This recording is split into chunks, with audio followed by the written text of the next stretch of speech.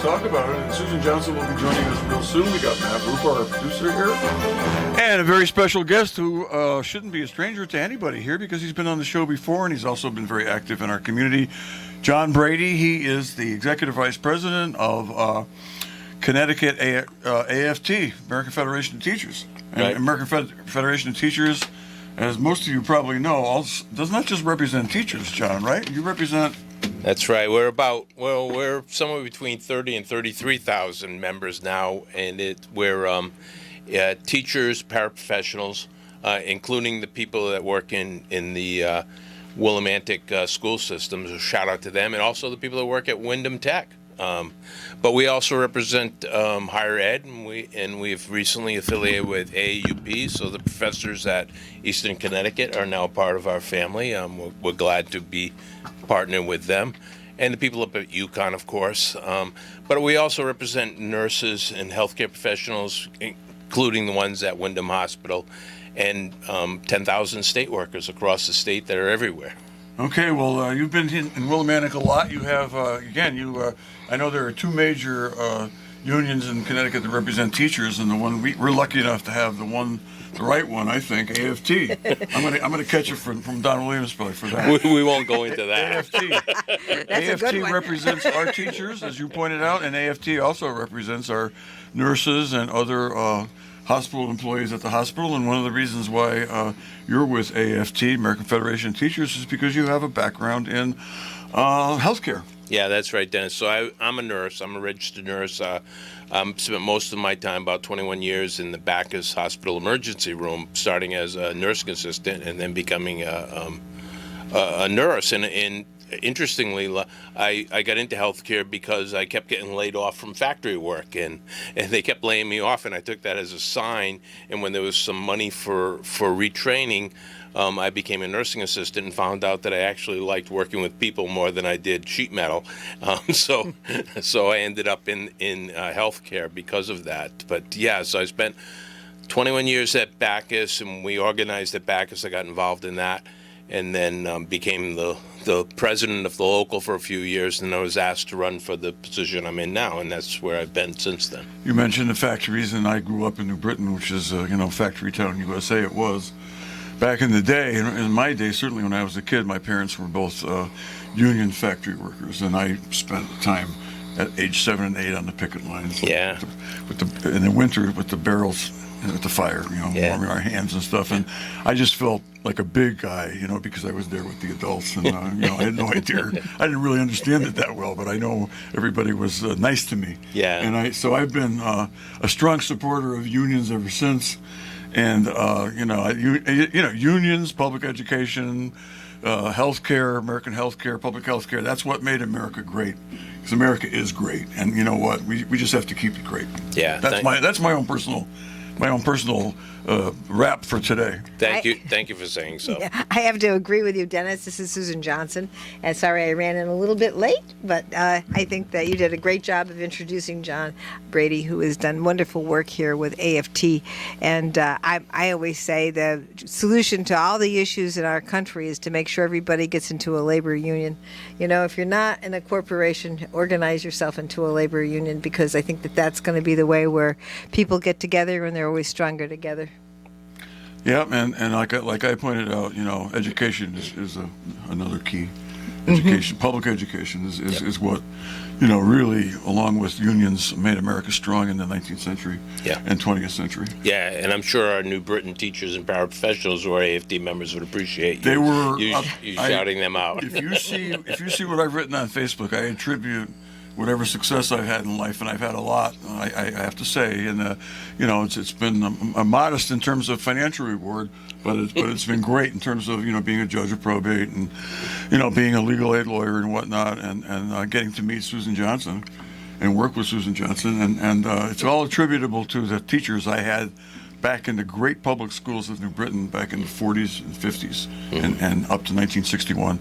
I have to ask you one more question about your background, and that is, I see you worked for Command Aircraft. I did. Was Charlie Command alive then? Yes, he was. He was. He I, was quite a character, I understand. I don't know that I don't think I ever got to meet him. Yeah. I went to work with him when there was the boom back in the '80s for defense workers, Yep. and they trained me, and I became an aircraft assembler. So I was riveting and drilling and bonding and all that kind of stuff. I built actually thrust reversers for C-5 cargo planes, which is, when I think about it, kind of scary now that I was the one building them. But I did, Yeah. and you know, and that was one retraining program I went through that was private industry, and then later I went through another program retraining through government subsidized retraining, and that's when I got into healthcare. So Yeah, having grown up in New Britain and Central Connecticut, I heard a lot about Charlie Command, and also about he had sponsored a lot of sports teams, which was one of my and yours. We shared that interest from our youth. Yep. Anyway, Susan is here, and she Yeah. is she's the prime mover on this show. I'm just Oh, kind of that's not true I'm one just kind of bit. an add-on. That is not But I'm true. glad to be here. Our guests are the prime movers. I that don't is know. true. Our- We got to go to the show. We have great Yeah, guests, and that our makes guests make the and show. we have a great guest today, and I'm so thank you so much for being here with us.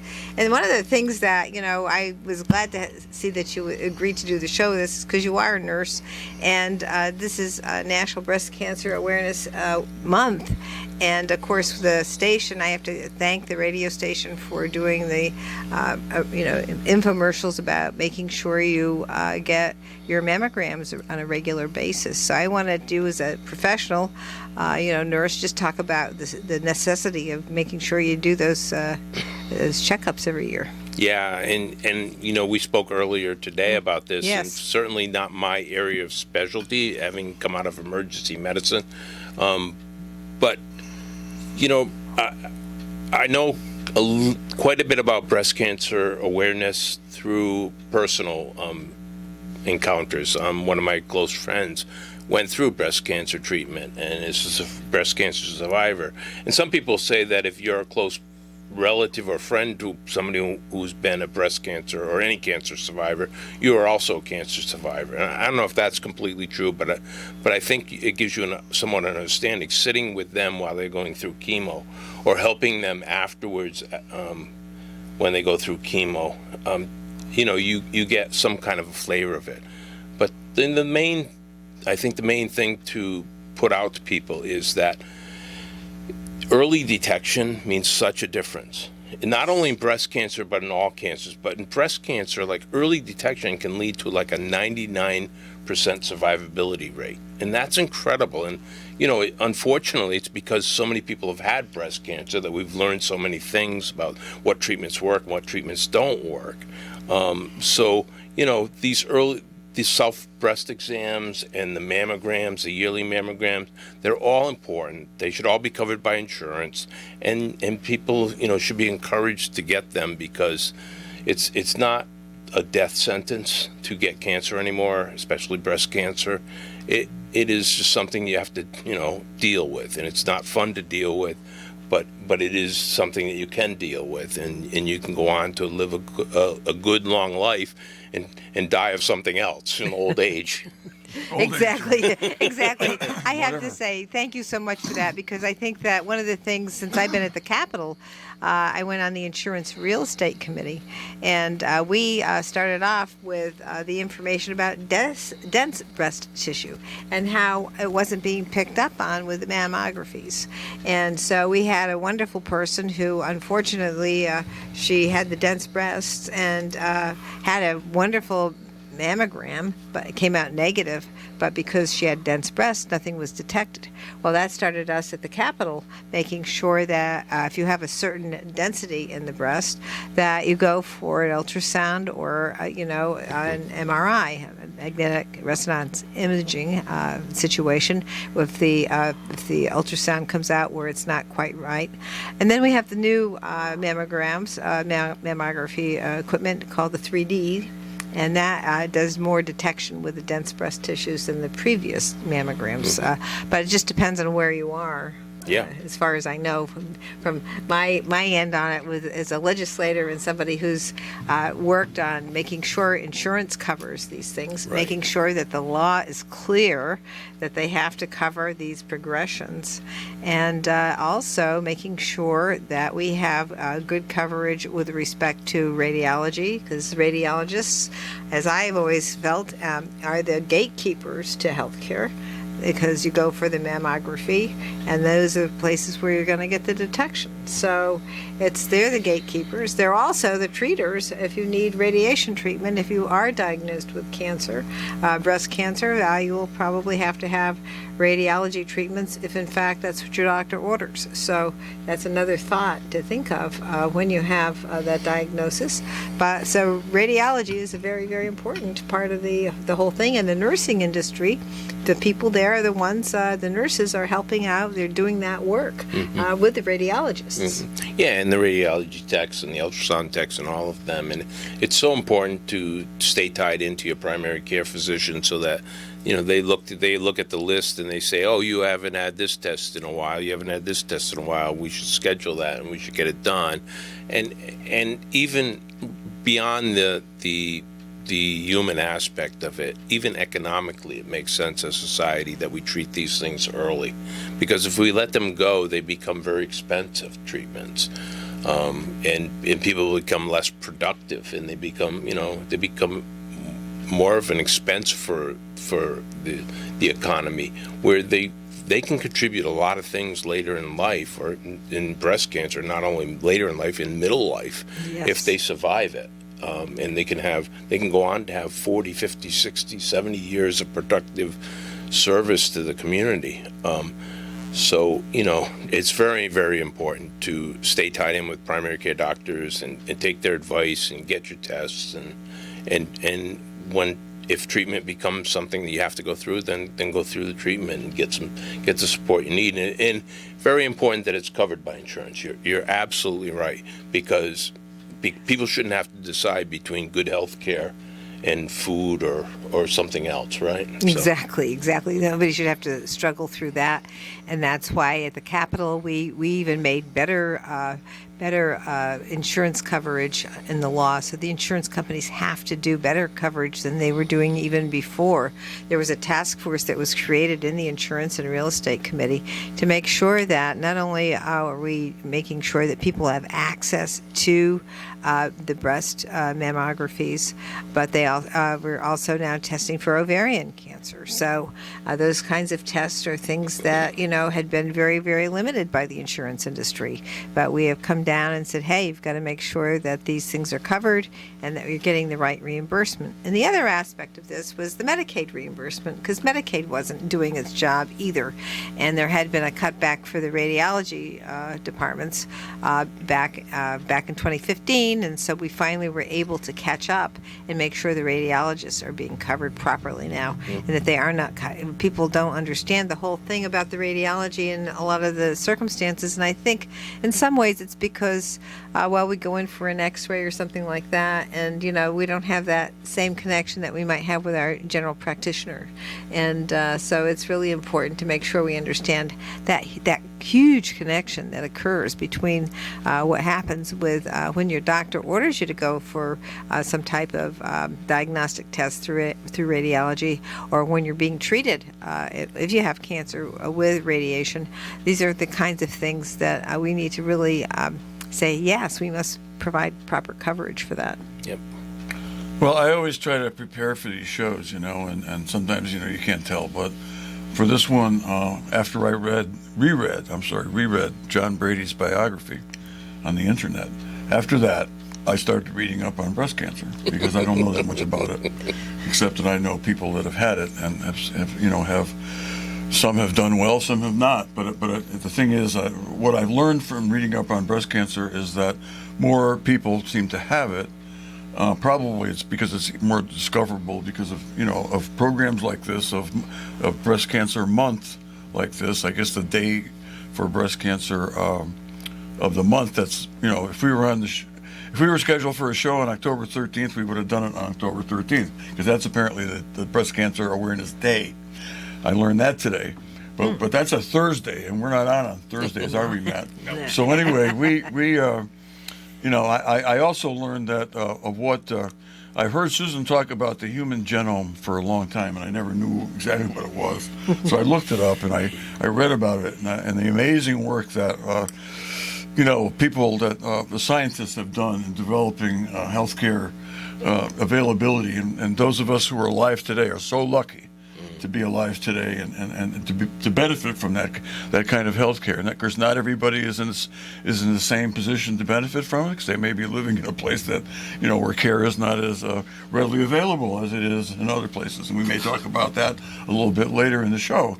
But the discovery of the human genome and the linking it all up and closing the gaps has apparently made it a process by which medical research can do a lot of things. And I think, Susan, you might say that the COVID vaccine came from that particular big discovery in 2003, which has been amplified and continues to get better and better on into 2022. But it also has made breast cancer treatment so much better if, as John says, you go to your doctor, you get tested, and you catch it early enough. Mm-hmm. Well, there's a couple of things about that. It's very interesting that the human genome was finally completely outlined in the late 90s. And so once the human genome was completely outlined, they created something called CRISPR science. Now, aspects of the human genome had already been worked on back in the 90s. For example, sickle cell anemia, and there had been some types of treatments created for people with sickle cell anemia. And I'm not sure just the extent of them. I don't know that they were complete, because there are different types of sickle cell anemia. But in any event, we won't digress. Well, I just wanted to... But I just wanted to say this about what you had to say. Let me just finish what you had. All right. Because you're going to finish what I said? Okay. Well, I want to... Well, you're capable of doing it, right? And you know more about it than I do. Let me. I don't want to. I'll wait and see what you say. So there's I have one two point things. More I wanted to two make. things about the human genome and breast cancer. One is that the early people with breast cancer in their family can have a certain kind of analysis done, so you can have your genome reviewed if you have the breast cancer genome in your family. So that can be identified. So that's the first thing. And that's usually for people who have early breast cancer. And that still is something that's kind of denied in science in terms of the insurance industry giving you the kind of coverage you should have if you're young and having the thing is, some of the insurance companies now will pay for the genomic analysis. And so they'll take your blood, they'll check it to see if you're one of those kinds of people who have had that in your family. And that would be something that you really have to watch out for as a child growing up in a family where you could inherit it. The other type of genome has to do with the proteins. Now, the proteins that are killed in cancer are there for breast cancer, that is. There's the progesterone, estrogen, and the HER2 protein. Those are the three proteins that cause the cancer, and the reason that those proteins cause the cancer is because they don't give out the enzyme. They get the protein without the enzyme that would kill the cancer that as it approaches your system, wherever it is in your system. But that's in your breast. So those types of proteins have to be gotten rid of because they're vulnerable to being infected with cancer. So that's what the HER2 protein is the one that was discovered that is part of the human genome. And that is one that has just recently, in the last 10 years, been discovered. So when they were discovering that they knew about the progesterone and estrogen proteins, but they didn't know about the HER2 proteins. And HER2 proteins are the ones that will carry the cancer through your system fast. So you might have gotten the treatment back in the day, but still not done well because of the HER2 protein. And now the human genome has discovered the HER2 protein and its impact. And that is the two things that I wanted to say. So there's two different ways to look at this. Go ahead, Dennis. Yeah, this is another reason why it's so important. I've been going to doctors a lot lately. I'm getting old. I am old. And you have to fill out these forms and talk about, what did your grandfather die of? What did your grandmother die of? And, and when in my generation, sometimes it's hard to know. Right. Because people didn't talk about things. They go, you had cancer, you had a heart attack. Okay, that's pretty easy to determine. But as far as having breast cancer, and what you said about how they don't allow, the insurance companies, some insurance companies won't pay for the test unless you develop the breast cancer when you're younger, unless you have it in your family history. Unless you have it in your family history. Okay, is that what you said? I said if you have it in your family history, then you must get a test because it could be that you have that genomic problem with the younger people. So younger people should be, but sometimes insurance companies just look at your age and say, "Oh, you don't need to go through the process." Right, but And isn't that's it the true problem. that your genetic makeup can change as you go through life? Not for that. Not for not okay. There's Not certain for that. things Okay, that it's don't good change. to know. Certain things that don't Okay. change as you go through life. Okay, so when some I- things do, some things don't. But When I'm I- not when- an expert. I'm just Okay. I'm just somebody who reads about CRISPR Yeah, science. a little knowledge is, sometimes they say a little knowledge is dangerous, but Well, I'll tell you no, what, I mean, Susan, I only I've just- learned so much from you about healthcare. I'm still here. She's helped me so much. And so I had prostate cancer, and in 2006 I had a surgery, and so I was genetically primed for it before that. It wasn't anything that happened as I got older. It's As far as you know. Well, I don't know anything about don't know, prostate okay, cancer okay. and I do, your 'cause I- human genetics. And if you know about your genetics in terms of that, that's one thing. I But don't. all I can say is go for your test. If All if you're a male, you need to get your PSA done. Absolutely. Yeah, Absol- get that a- a- PSA test, especially when you get in your late 40s, early 50s. Yes. That's the place to go. Yep. And if it's up and down, make sure that you actually get back to that doctor on a regular Yeah. basis. You need to be there regularly checking that PSA because, don't wait a year. No, don't fool Don't around wait with a that. year. No. I know people that have passed on. And I because- only know that because I was representing people in those cases Yeah. for getting people the PSA test and seeing how well it saved so many men. So I many. had excellent care from Dr. Wagner and Dr. Ladone, and I just can't say enough about what they did. You might have heard of Dr. Ladone. His family is from Norwich, and they used the Da Vinci robot, and it was what an incredible experience it was to have that done and in a very very efficient and effective way. And medical science is one thing that we have today that our parents and grandparents did not have, and we need to make sure as best we can that everybody gets to avail themselves of it. Yep. And that's one of the things we're talking about today. Yep. Yeah. I mean, so my grandfather died from prostate cancer. So, being a guy, Yep. I tried to ignore that, but my wife would not allow me to. So, Right. so she ratted me out to my doctor. So, All right. So I started getting an exam every year PSA. and a PSA also at a relatively young age, and so far so good. Great. But so maybe I dodged the bullet genetically on that one. But that is important.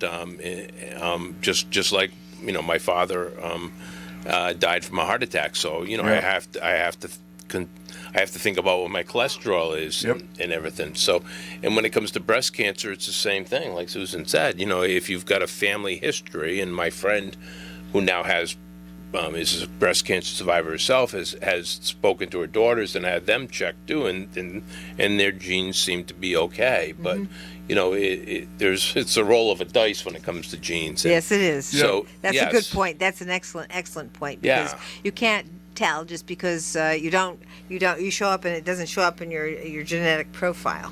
I had mine done and it didn't show up at all. But it doesn't really matter. I mean, but it does matter if you have it in your family. That's Yeah. when you really need to Yeah. focus. Yeah.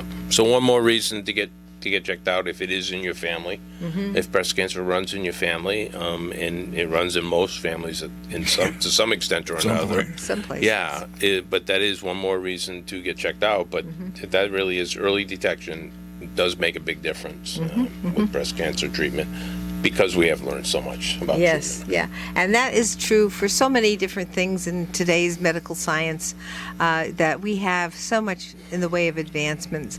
And I do want to. Are you having something else on that? No, Yeah, I'm ready to move on to another topic. Okay, yeah. I think we've made everybody aware of the need to And to be aware of breast cancer and to make sure that they do everything Yes, they possibly yeah. can to if to avoid it by getting treatment, by getting tested, Yeah. by being aware of it, and also their friends and family and everybody else. It needs to be talked about. Since I had prostate cancer, anybody who has anything comes up with anything at all, like John just did, I always urge them, make sure you get tested, see your doctor. Don't mess around with prostate cancer. Right. I just want to follow up, and I know that we had Nancy Capello on the show way back in the day Yeah. when we were doing the dense breast tissue laws and making sure that things were very well known to the public, and that they understood when they got that in the mail after the mammogram that said that they need to do some follow up, that they did do the follow up, and so but unfortunately Nancy is the one. She was a nurse, and she's the one who helped to bring this law forward. So I have to honor Nancy Capello, who she really had that normal mammography. This is back in 2004, and she worked so hard getting this law passed, making sure that everybody knows if they have the dense breast tissue that they need to do the follow-up. And so I just want to talk about her just for a minute. And we're having the 7th annual For Girls and Guys Brunch auction, and that is on October 23rd with the Grand Oak. And you can just Google "Are You Dense?" And if you want to participate or donate in this area, please feel free to do that and find out more about that. But I just want to say and honor Nancy Capello for her work. And she was on our show back in the Yes, day. she was. But because of the fact her mammography came out negative, and she had the dense breast, that she didn't realize that she had the stage 3 breast cancer. And then so once it's metastasized and gets through your system, it's much harder to get rid of. She was able to put it in remission for a while, but unfortunately, because it did metastasize, unfortunately she passed away. But I did want to honor her and talk about her for a moment. Very good. So we can move on from there. And I just want to say, how is everything going to John Brady at Wyndham Hospital with the strike? Well, yeah, I'm sure, as you guys know, and I'm sure many of your listeners know, that the nurses were on strike for 2 days. It was unfair labor practice strike because of the hospital's violated labor law. They are back to work. There are not all the floors at Wyndham are reopened, which is causing a problem. We've asked the Department of Public Health to investigate that, and they are investigating because at Bacchus Hospital and at the Bacchus Remote Emergency Room, patients are backing up while floors at Wyndham are still closed, and people are being sent home to use their own paid time off. So we are pushing back on that, trying to get those floors open so that we can alleviate the backlog at Bacchus and keep people working. We have had some off-the-record conversations since the strike, and I'm not at liberty to speak about that, but there has been some minor movement by management to make some modifications. So we are hopeful that we can find some common ground and come to an agreement that both sides can live with. We did bring a tentative. It wasn't a tentative agreement technically. It was an agreement that the hospital pushed the nurses and the healthcare workers into taking to their members to vote on, probably 3 or 4 weeks ago now. When I say it wasn't a tentative agreement, because that's what usually happens is the people at the table negotiating reach a tentative agreement, and then it has to be ratified by the members.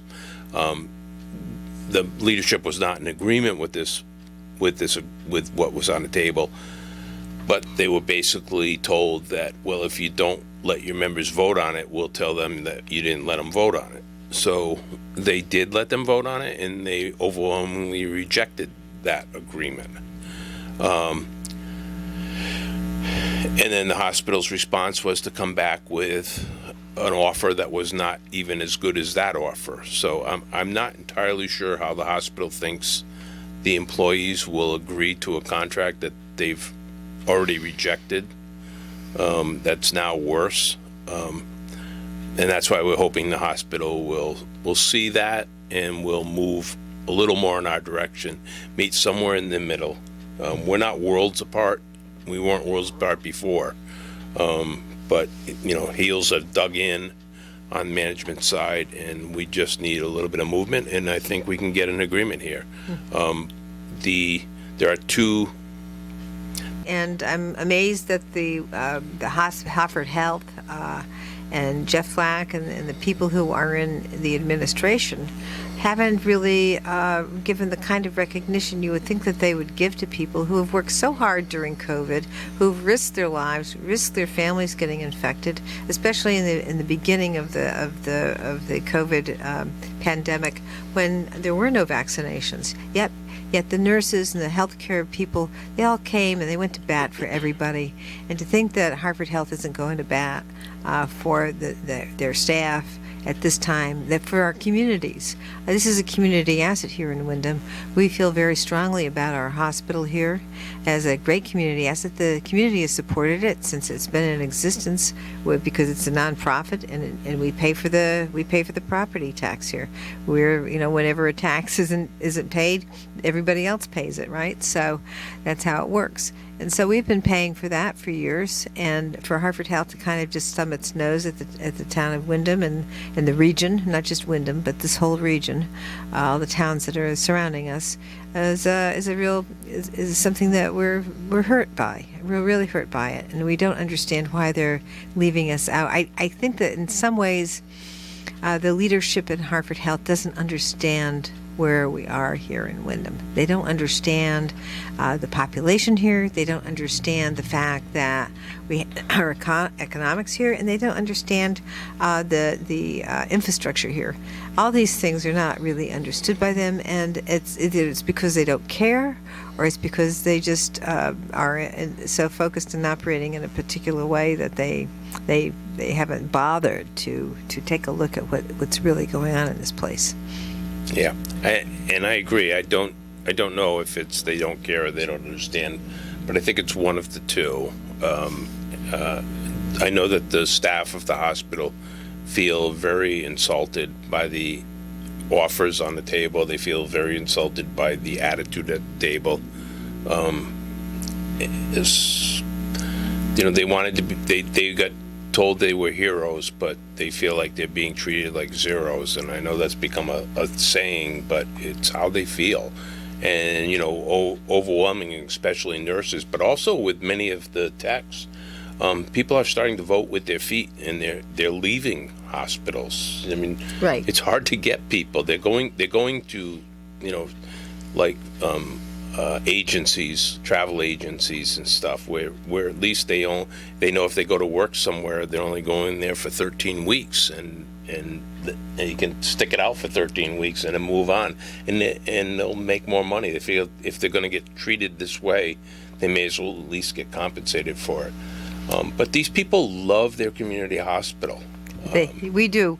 Everybody loves it. It's a reason we stay here. That it's right here where we are, and we feel safe. We feel secure having the hospital right close by, and the people there are wonderful. I have to say, every time I'm there, every time my family goes there, everybody's treated so well, and the services are great. The doctors, the nurses, all the staff.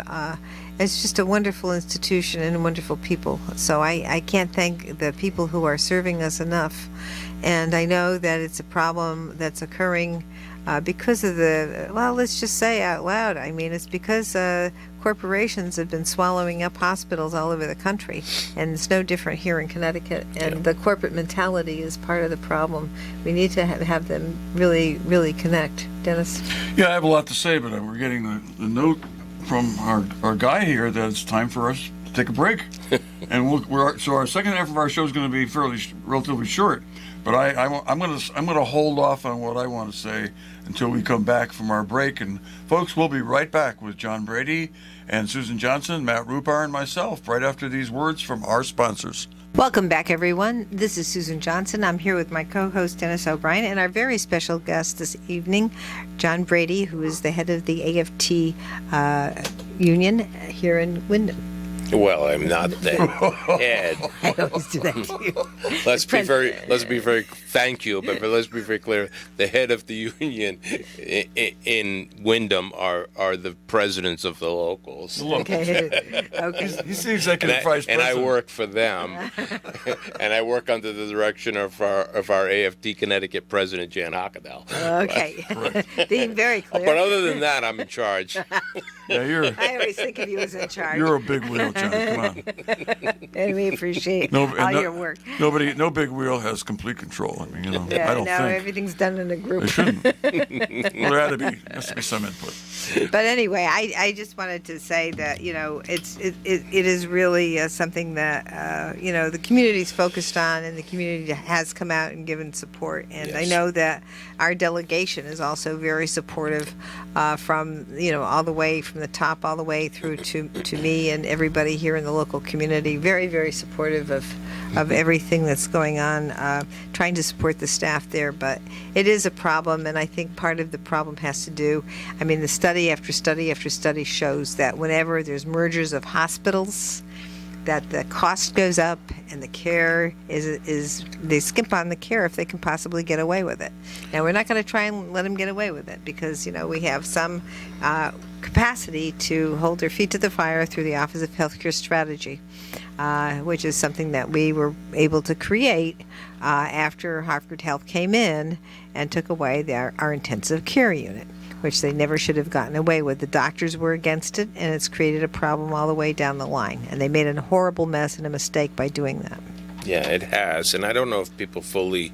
It's complicated, so it's hard to follow. But when they decided to do away with the intensive care unit in like 2015 or 16, it created a beginning of a problem. They converted to a progressive care unit, which is a low level of care. At the time, the certificate of need law did not require them to go through the process. The legislature has since fixed that loophole, but at the time it didn't, and that meant that there were other things that went away also. You had less anesthesiology coverage and other things. And then the number of patients delivering at Wyndham Hospital started to decrease dramatically over about 5 years span, and some of that was due to less anesthesia coverage, and some of that was due to just decisions not to do VBACs at the hospital, and some of that eventually it led to the Manchester OBGYN service not renewing their contract with Wyndham Hospital, which led to a shortage of doctors. And we're not privy to why they didn't renew that contract, which is kind of an important thing. And that did lead to a lowering of the number of births at Wyndham Hospital, which led them to using that argument that it wasn't safe to continue having labor and delivery. But it was a process that they started and they manufactured. And I think that, the state of Connecticut, we're lucky we have a certificate of need process. Not every state has it. In Pennsylvania or in Texas, for instance, if you want to close a hospital, you just close a hospital. It's no different than closing a 7-Eleven. And I think that in the state of Connecticut, we're not Texas and we're not Pennsylvania. And I think that we need to think of healthcare strategically and statewide, and we need to decide what services are needed within so much distance of every resident of the state. We need to develop a statewide plan and then make sure hospitals who get most of their funding from some kind of a state program, whether it be Medicare, Medicaid, or insurance premiums that we all pay, that they adhere to this. And that's what the certificate of need process is supposed to do. Now, I applaud the legislature. They approved some more money for 4 or 5 positions at OHS this year that would do long-term strategic planning. And I think in the long term, I think that's going to help out a lot. And we're dealing statewide at many, many hospitals. with a decrease of services, many of them being labor and delivery, including at Wyndham for the last 2 years. So. Yeah, I mean, I just will say that we have the Wyndham Hospital. I think they were the first in the state to try and eliminate, without any permission, by the way, or going through the certificate of need process. They just decided on their own not to do it, and they've been fined for that because they didn't follow the law. And then now we have a problem with Johnson and Memorial Hospital in Stafford Springs, and they've been kind of moving back and forth on whether or not they're going to do it. And I think they finally decided to try and go through the certificate of need process just recently. Then there's Sharon Hospital in the northwest corner, and there's been a wonderful work that AFT has put together in terms of maintaining Sharon Hospital's vital services. And thank you so much for your work on that, because it's very, very important. And now Sharon Hospital has gone through, first they were a nonprofit, then they were for-profit, then they went back to being a nonprofit, and then New Vance from New York, I believe it is, is in the process of purchasing them and trying to get rid of the maternity delivery services at Sharon Hospital in the northwest corner. And so you can see that the northern part of the state of Connecticut is pretty much, the hospitals are trying to abandon maternity and delivery services. Yeah, and Sharon Hospital has a really good. They have a group that has formed, a community group, Save Sharon Hospital. Really good group, from what I understand. We've been trying to support them what little we can, but they're doing good work themselves. And we're trying to help up at Johnson Memorial, and of course we've been very involved at Wyndham with the great community group Wyndham United Save Our Healthcare. But there is that concern now. I'm not saying that every hospital has to have every service in the state of Connecticut. I think it's okay if you need to get your knee replaced, that maybe you have to travel a little distance to get that done. But I do think that there should be a maximum distance you have to travel if you need emergency care or labor and delivery, and some things that are kind of more time dependent. And I don't have confidence that healthcare corporations should be trusted to make those decisions, and that's where the state of Connecticut should be trusted to make those decisions. Speaking for the residents of Connecticut, which is what the certificate of need process is meant to be. We need to do some more work on strengthening the certificate of need process. We're working on that now. The fact that Wyndham has been fined for violating the process is good, but they were fined only from the point where they stopped delivering babies to the point where they filed for the certificate of need.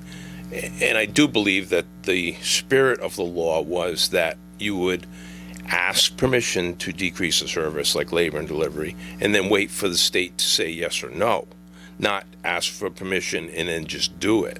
So it's been 2 years that it's been not there. That service has not been there for 2 years. That's right.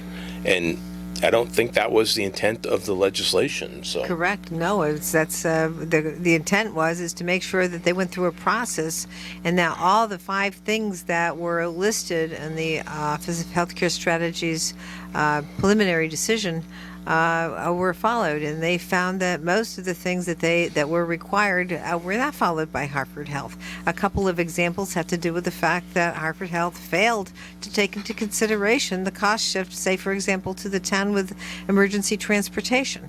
And they didn't really make it safer for women to have their babies somewhere else when you had a head-on collision in one circumstance where the ambulance was bringing the person to Bacchus Hospital while she is in labor, and having the baby on the side of the road after a head-on collision.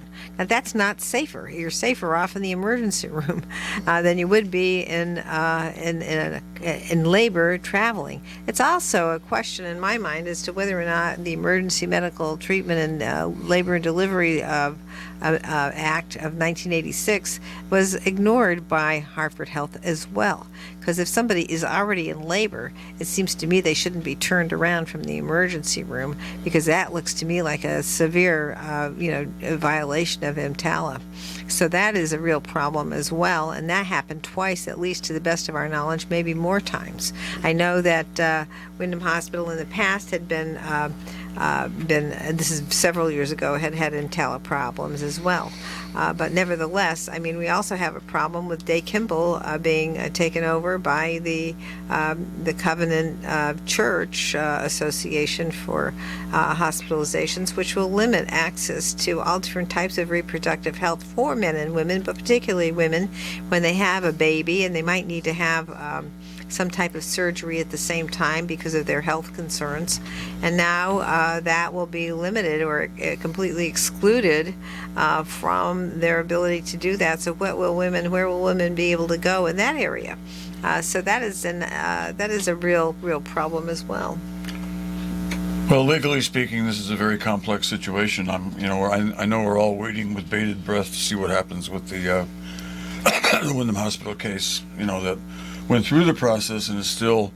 I guess there's still a proceeding that has to happen. There was a recommended decision, which was excellent, I thought, by the fellow who was hired from Hartford, who was hired to do it. He's an expert on healthcare law, and he did a marvelous job. And I think Susan raised a very good point and you have too, John, that in normal circumstances you do not take away a benefit from the public without first having a hearing and just do it on your own. I mean, the punishment that they received, as you pointed out, John, was very mild compared to what it could be.